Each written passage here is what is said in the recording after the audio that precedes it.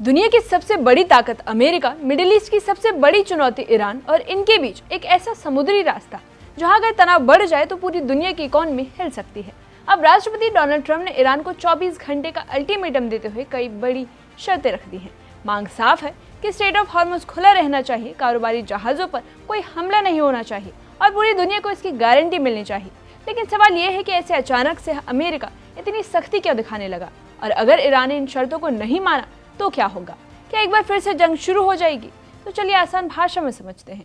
आप देख रहे हैं एबीपी लाइव और मैं साइमा परवीन। अमेरिका और ईरान के बीच टकराव एक बार फिर नए मोड़ पर पहुंच चुका है और डराने वाली बात यह है कि राष्ट्रपति डोनाल्ड ट्रंप ने ईरान को 24 घंटे का अल्टीमेटम देते हुए ऐसी शर्तें रख दी हैं जिनका असर दोनों देशों पर तो होगा ही, साथ ही पूरी दुनिया की अर्थव्यवस्था और तेल कारोबार पर पड़ सकता है। अमेरिका ने ईरान को साफ संदेश दिया है कि अगले 24 घंटों के भीतर उसे सार्वजनिक रूप से घोषणा करनी होगी कि स्ट्रेट ऑफ हॉर्मुज से गुजरने वाले सभी कमर्शियल जहाज पूरी तरह सुरक्षित रहेंगे। अमेरिका चाहता है कि इस रास्ते पर किसी जहाज पर हमला न हो और वैश्विक समुद्री व्यापार बिना किसी रुकावट के चलता रहे।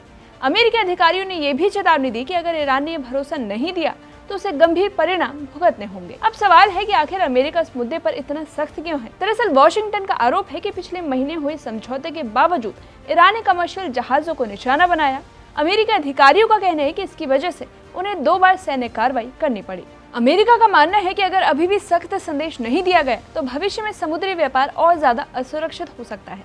अब चलिए जानते हैं अमेरिका ने ईरान के सामने कौन कौन सी शर्तें रख दी हैं। पहली शर्त, स्ट्रेट ऑफ हॉर्मुज सभी कमर्शियल जहाजों के लिए खुला रहेगा। दूसरी शर्त, किसी भी कमर्शियल जहाज पर हमला नहीं होगा। तीसरी शर्त, समुद्री व्यापार पर किसी तरह का टोल या फिर शुल्क नहीं लगाया जाएगा। और चौथी शर्त, ईरान ये स्वीकार करे कि पहले हुई कार्रवाई गलत थी। यानी अमेरिका सिर्फ भविष्य की गारंटी नहीं चाहता बल्कि पुराने घटनाक्रम पर जवाबदेही की मांग कर रहा है। और इसी तनाव के बीच अब सबकी नजर ओमान की राजधानी मस्कट पर है। यहाँ ईरान और ओमान के अधिकारियों के बीच अहम बैठक होने वाली है। ईरान के विदेश मंत्री अब्बास अरागची भी इसमें शामिल होंगे और माना जा रहा है कि इस बैठक में समुद्री सुरक्षा और स्ट्रेट ऑफ हॉर्मुज को लेकर विस्तार से चर्चा होगी। अमेरिका को उम्मीद है कि ईरान इसी बैठक के बाद नौवाहन की स्वतंत्रता बनाए रखने की प्रतिबद्धता दोहरा सकता है और इसलिए बैठक आने वाले घटनाक्रम की दिशा तय कर सकती है। अब सबसे बड़ा सवाल यह है कि क्या ईरान अमेरिका की शर्तें मान लेगा? अगर तेहरान सुरक्षा की गारंटी देता है तो फिलहाल तनाव कम हो सकता है, लेकिन अगर ऐसा नहीं होता तो अमेरिका की ओर से नए प्रतिबंध, डिप्लोमेटिक प्रेशर या दूसरे कदम उठाए जा सकते हैं।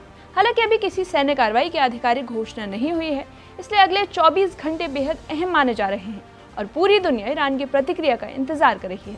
और अगर पूरी कहानी को बेहद आसान भाषा में समझे तो अमेरिका चाहता है कि दुनिया का सबसे अहम तेल व्यापार मार्ग बिना किसी खतरे के खुला रहे। उसे डर है कि अगर जहाज़ों पर हमले जारी रहें तो वैश्विक व्यापार और एनर्जी सप्लाई पर असर होगा। तो दूसरी तरफ ईरान अपनी रणनीतिक स्थिति और क्षेत्रीय राजनीति के हिसाब से फैसले ले रहा है। अभी देखना होगा कि कूटनीति जीतती है या टकराव और ज्यादा बढ़ता है।